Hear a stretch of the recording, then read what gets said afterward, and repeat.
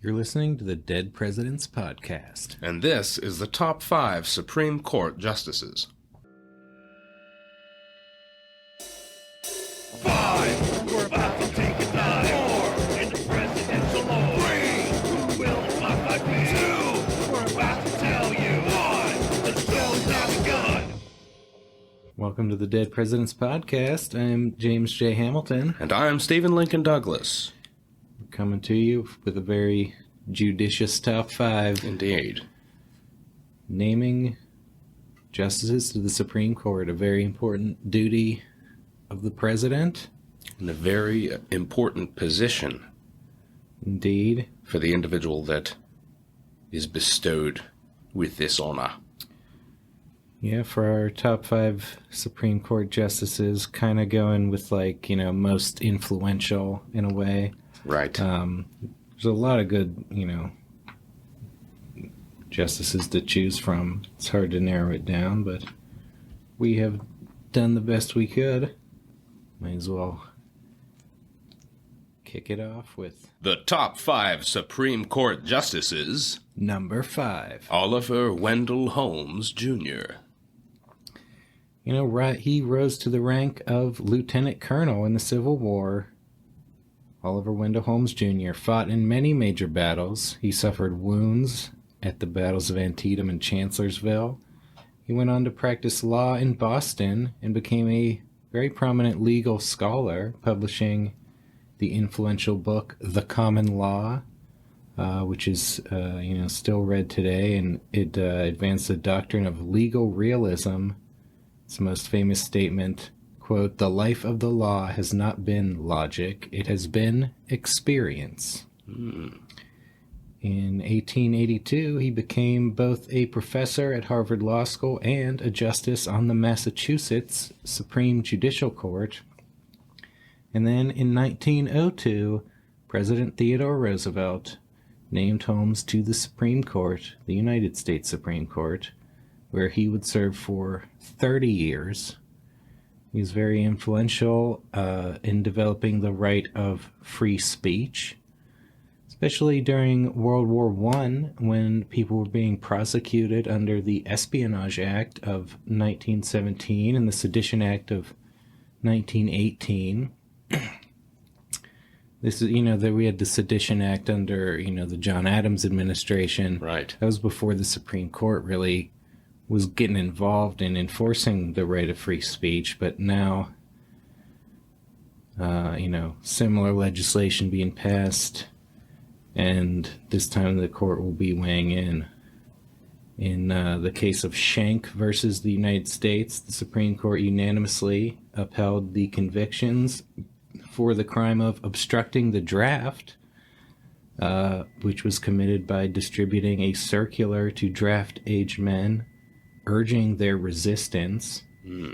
Holmes wrote the opinion saying, quote, "The most stringent protection of free speech would not protect a man in falsely shouting fire in a theater and causing a panic. The question in every case is whether the words used are used in such circumstances and are of such a nature as to create a clear and present danger that they will bring about the substantive evils that Congress has a right to prevent. It is a question of proximity and degree." Clear and present danger sounds like it could be the name of a film. Yeah, well, Somebody should use that. that's where they got that title from. And then, they're trying to draw a balance here. That was a case that he came down, in allowing the restriction of speech. And then later the same year, Holmes dissented in a case that upheld Sedition Act convictions over protests against potential U.S. intervention in the Russian Civil War. Holmes arguing here that the punished speech did not pass the clear and present danger test. He said, quote, "The best test of truth is the power of the thought to get itself accepted in the competition of the market, and we should be eternally vigilant against attempts to check the expression of opinions that we loathe and believe to be fraught with death." In another case, influential case Silverthorne Lumber Company versus the United States, Holmes wrote that evidence obtained from an illegal search is not admissible in court and must be suppressed, which is an important precedent, became known as the fruit of the poisonous tree doctrine. Wasn't all fun and games in the Oliver Wendell Holmes record. A serious blot is the case of Buck v. Bell, which upheld a Virginia law that allowed the forced sterilization of people with supposedly hereditary forms of insanity. Holmes wrote infamously, quote, 3 generations of imbeciles are enough. Well, you can serve 30 years on the Supreme Court in any era, you're going to have a case or two that you're not proud of, and that is one. Holmes ended up resigning at the age of 90. At the time, he's still the oldest justice ever to sit on the court at that age. He's considered one of the best writers in the Supreme Court's history, and is also one of the most important legal scholars to serve on the court. He's just a huge name in the law. Even if he'd never been on the Supreme Court, he'd be a name that's still remembered in legal scholarship. Absolutely. And that's going to bring us around to the top 5 Supreme Court justices. Number 4. Hugo Black. Black was born in Alabama and worked as a lawyer there until he was elected to the U.S. Senate in 1926, where he became a firm supporter of FDR's New Deal. FDR nominated him to the Supreme Court in 1937, and he was confirmed despite concerns over his past membership in the KKK, after an African-American friend and NAACP leader spoke in his favor. Black would put those concerns to rest when he wrote the majority opinion in Chambers v. Florida, a case argued by young lawyer Thurgood Marshall, an honorable mention on our top justices list, in which the court overturned the murder convictions of 4 African-American defendants who were held without formal charges and denied the right to legal counsel. Black wrote the majority opinion in Gideon v. Wainwright, which required states to provide attorneys to criminal defendants who could not afford them. He was part of the unanimous majority in Brown v. Board of Education, which struck down racial segregation in public schools, another victory for lawyer Thurgood Marshall. Black favored the doctrine of incorporation, by which the Bill of Rights, which initially only applied against the federal government, was incorporated against the states through the 14th Amendment, which required states to provide due process of law.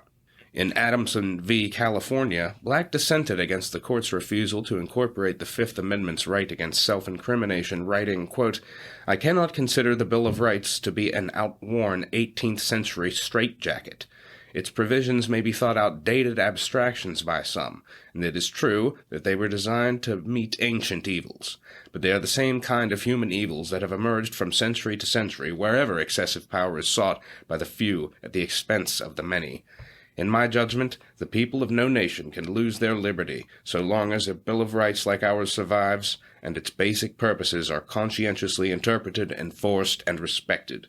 I would follow what I believe was the original intention of the 14th Amendment, to extend to all the people the complete protection of the Bill of Rights, to hold that this court can determine what, if any, provisions of the Bill of Rights will be enforced, and if so, to what degree, is to frustrate the great design of a written Constitution. End quote. Nice. In subsequent years, almost every provision of the Bill of Rights would be incorporated against the states. Black was a staunch defender of free speech and voted to uphold freedom of speech for communists during the Red Scare of the 1950s. In Engel v. Vitale, he found prayer in public schools to be an unconstitutional violation of the separation of church and state. Black was also an advocate of judicial restraint, arguing that judges are not legislators and should limit themselves to interpreting the plain meaning of the words written in the Constitution and other laws, an approach known as textualism. He wrote, quote, The Constitution is not deathless. It provides for changing or repealing by the amending process, not by judges but by the people and their chosen representatives. End quote. In that vein, Black dissented in Griswold v. Connecticut, a case in which the court struck down a ban on contraceptives by creating an implied constitutional right to privacy. Black wrote, quote, "Many good and able men have eloquently spoken and written about the duty of this court to keep the Constitution in tune with the times. For myself, I must with all deference reject that philosophy." End quote. One significant Hugo Black opinion that did not stand the test of time was Korematsu v. United States, which upheld FDR's Japanese internment camps. Ouch. Black resigned 1 week before his death in 1971 after 34 years on the court, making him the 5th longest-serving justice in history. And with that, we'll come to the top 5 Supreme Court justices. Number 3. Antonin Scalia. Scalia graduated from Harvard Law School, served as an assistant attorney general in the Nixon and Ford administrations, before becoming a law professor at the University of Chicago. There, he became a faculty advisor to the Federalist Society, which was then a new student group, but would later become one of the most influential organizations in shaping legal thought in America. President Reagan appointed Scalia to the Circuit Court of Appeals for the District of Columbia in 1982, and then in 1986 named him to the Supreme Court, where he became its first Italian-American justice. In his first year on the court, he was the lone dissenter in the case of Morrison v. Olson, in which the court upheld the constitutionality of the independent counsel law, which authorized a special prosecutor not answerable to the president and whom the president could not fire. Scalia's legendary dissent argued that the independent counsel law usurped executive authority and essentially authorized an unaccountable fourth branch of government. He wrote that separation of powers issues, quote, frequently come before the court clad, so to speak, in sheep's clothing, but this wolf comes as a wolf. Scalia was subsequently proven right when the Clinton Starr fiasco exposed the fundamental problems of the independent counsel law, and even liberal Democrats began citing Scalia's opinion. Obama appointee Justice Elena Kagan called it, quote, one of the greatest dissents ever written, and every year it gets better. Scalia was a staunch textualist, and he became the leading proponent of originalism, which is a variant of textualism which holds that the Constitution ought to be interpreted according to the meaning of its words at the time of its adoption. Quote, the theory of originalism treats the Constitution like a statute and gives it the meaning that its words were understood to bear at the time they were promulgated. You will sometimes hear it described as a theory of original intent. You will never hear me refer to original intent because I say I am first of all a textualist and secondly an originalist. If you are a textualist, you don't care about the intent, and I don't care if the framers of the Constitution had some secret meaning in mind when they adopted its words. I take the words as they were promulgated to the people of the United States and what is the fairly understood meaning of those words. End quote. Originalism has become extremely important in constitutional interpretation, and now a majority of Supreme Court justices are originalists. Acknowledging Scalia's influence, Justice Kagan said, quote, we're all textualists now. Scalia, he also wrote the majority opinion in District of Columbia v. Heller.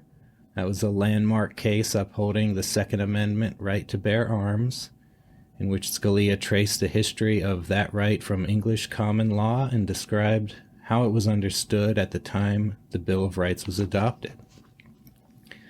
He also wrote the majority opinion in Crawford v. Washington, which strengthened the Sixth Amendment right of a criminal defendant to be confronted by the witnesses against him, overruling an earlier case that allowed hearsay evidence if judges believed it passed a vague test of reliability.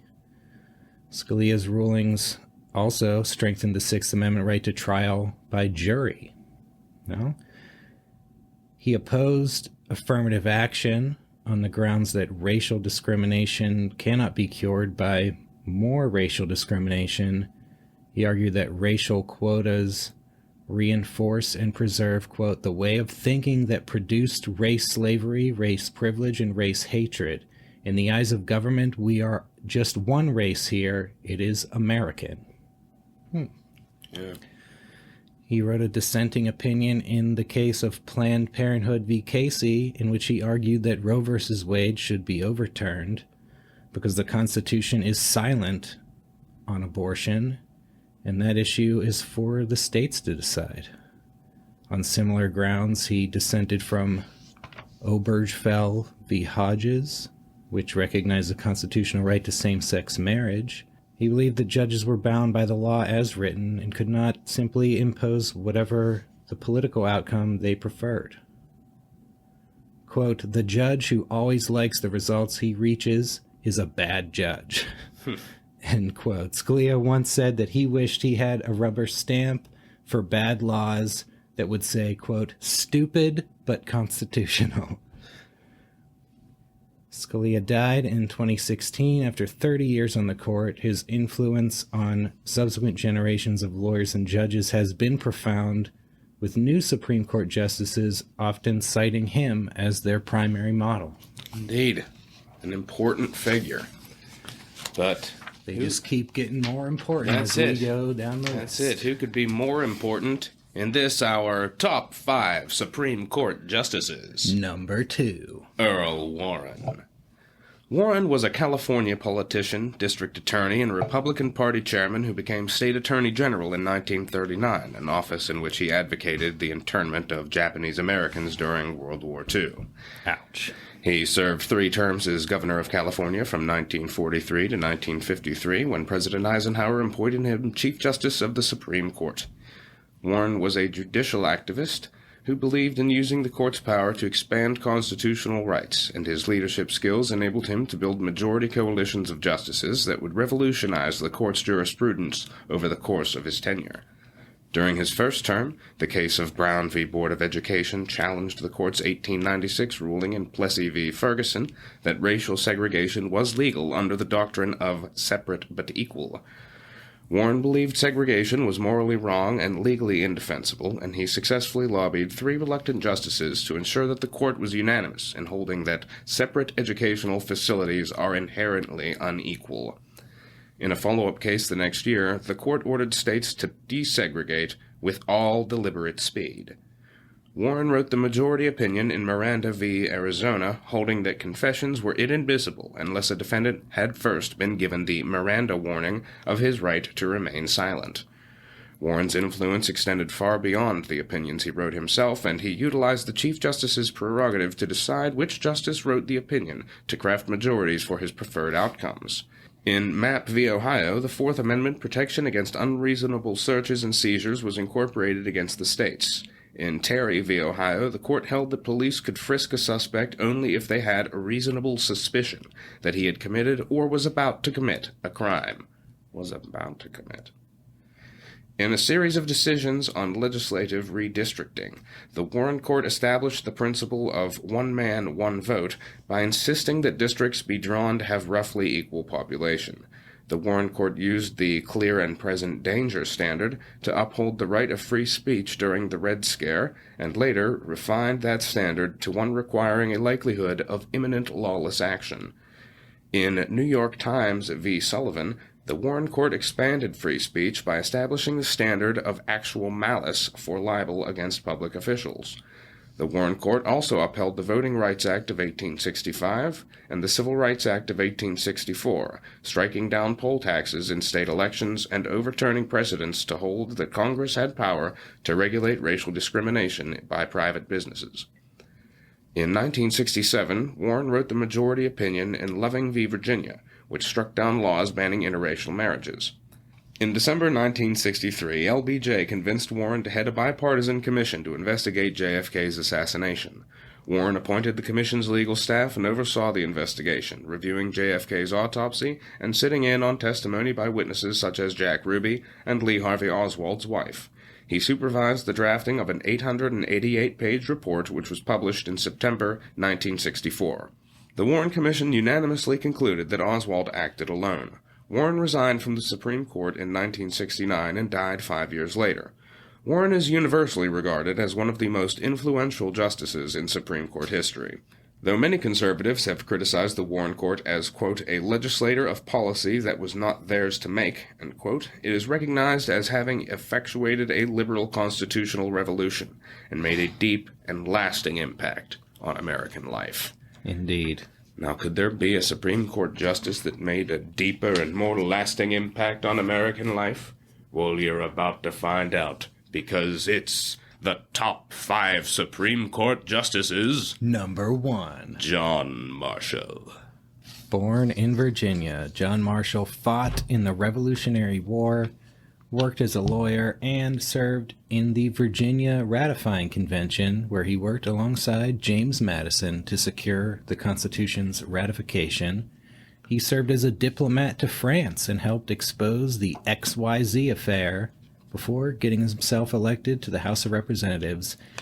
In the year 1800, President John Adams named him as Secretary of State, and then in early 1801, after Adams and the Federalist Party had been trounced in the fall election by the Jeffersonian Republicans, the lame duck president and Congress installed John Marshall as Chief Justice of the Supreme Court.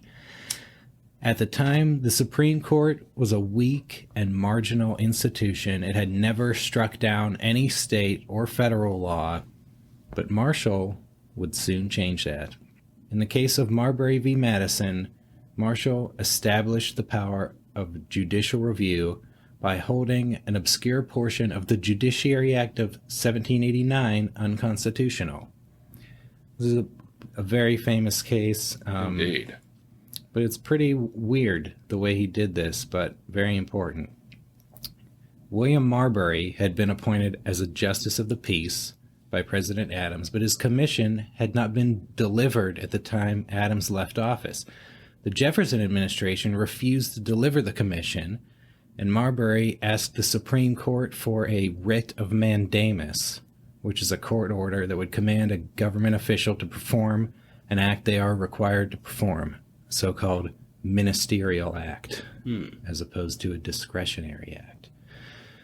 But Marshall never got to that question, because he wrote an opinion holding that the Constitution sets forth the situations in which the Supreme Court has original jurisdiction, and said that it only had appellate jurisdiction in all other situations, and that the Judiciary Act violated that by purporting to give the Supreme Court original jurisdiction to issue writs of mandamus.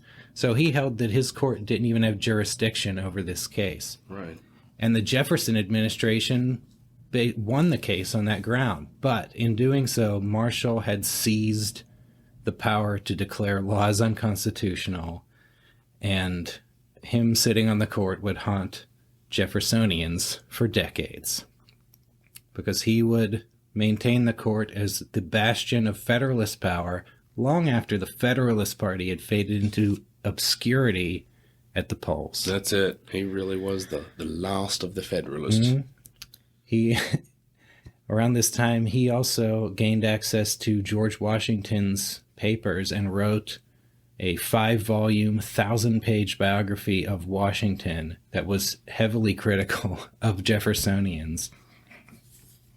The Jefferson administration launched an attack on the Federalist judiciary, reducing its size, repealing the so-called Midnight Judges Act, and they began an attempt to remove judges by impeachment. Marshall would testify in an impeachment trial of his fellow Supreme Court Justice, Samuel Chase. Marshall testifying, for the defense. Jeffersonians failed to remove Chase, and that ended their impeachment push and strengthened the judiciary's independence. See, at that time, the Supreme Court justices still had to, quote, ride circuit, meaning they had to travel throughout the country serving as trial court judges in lower federal courts. And Marshall would take advantage of that in 1807 when he served as the trial judge in Aaron Burr's treason trial, in which Burr was accused of plotting to establish his own empire by separating western states from the Union and invading Spanish colonies in Florida and Mexico.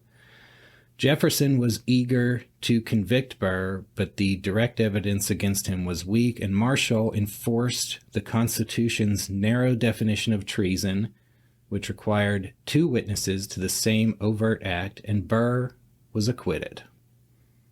Jeffersonians would become increasingly frustrated because no matter how many new justices were appointed by Jeffersonian presidents in the ensuing decades, Marshall somehow managed to bring them all under the sway of his views. Yeah. Marshall was the last Supreme Court justice appointed by a Federalist. The next 24 years, pure Jeffersonians, and yet Marshall continues to win them all over. Yeah. Pretty impressive. He was a master at building consensus, and he held the collegiality among the justices in the highest regard. The court met in Washington, D.C. for only 2 months a year. Marshall made sure that all the justices boarded together in the same boarding house. They ate all their meals together, and they didn't socialize with anyone else. Another thing he did was the custom had been for each justice to publish his own opinion, but Marshall established the practice of having one justice write a majority opinion, enabling the court to speak with one voice and lay down clear rules. And so many rules he laid down. In 1810, he wrote the majority opinion in Fletcher v. Peck, enforcing the Contracts Clause of the Constitution, which prohibited states from impairing the obligations of contracts, in which he overturned Georgia's attempt to repeal a massive land sale. In Dartmouth College v. Woodward, Marshall held that the Contracts Clause prevented a state from taking over a private corporation and turning it into a public institution.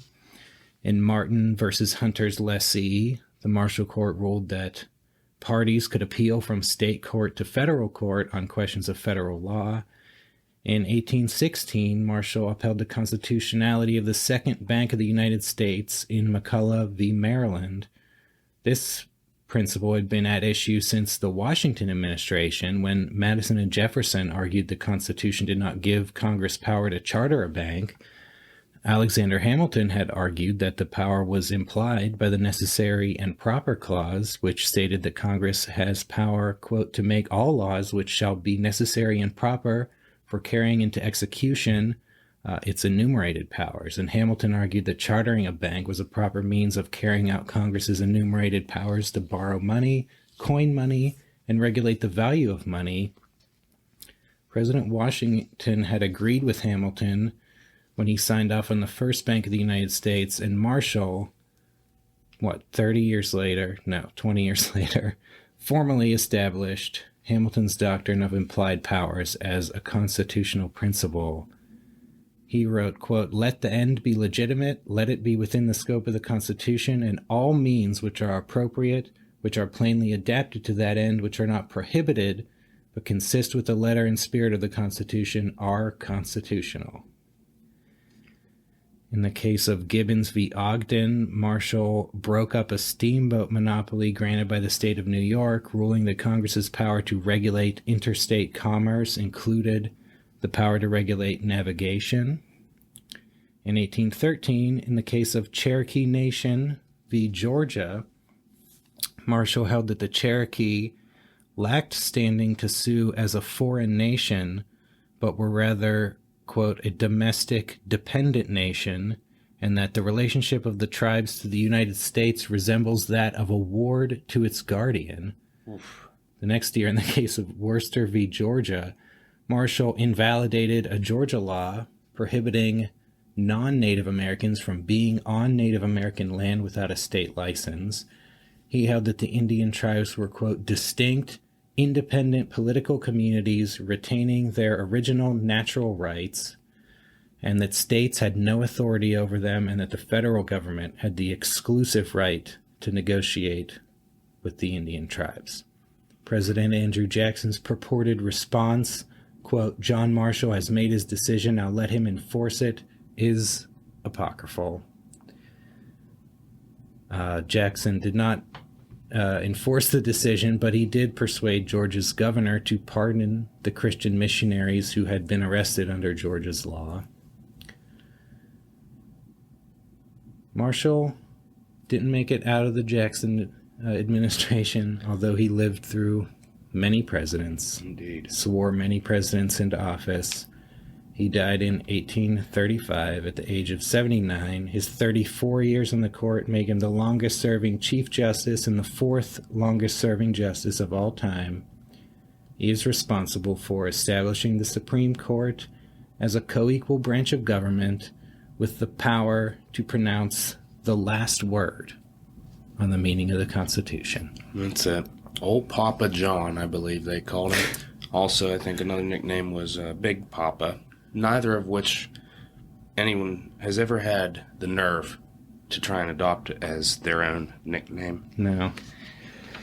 And that's going to bring us to the end of our top 5 this week. This has been the top 5 Supreme Court Justices. Case closed!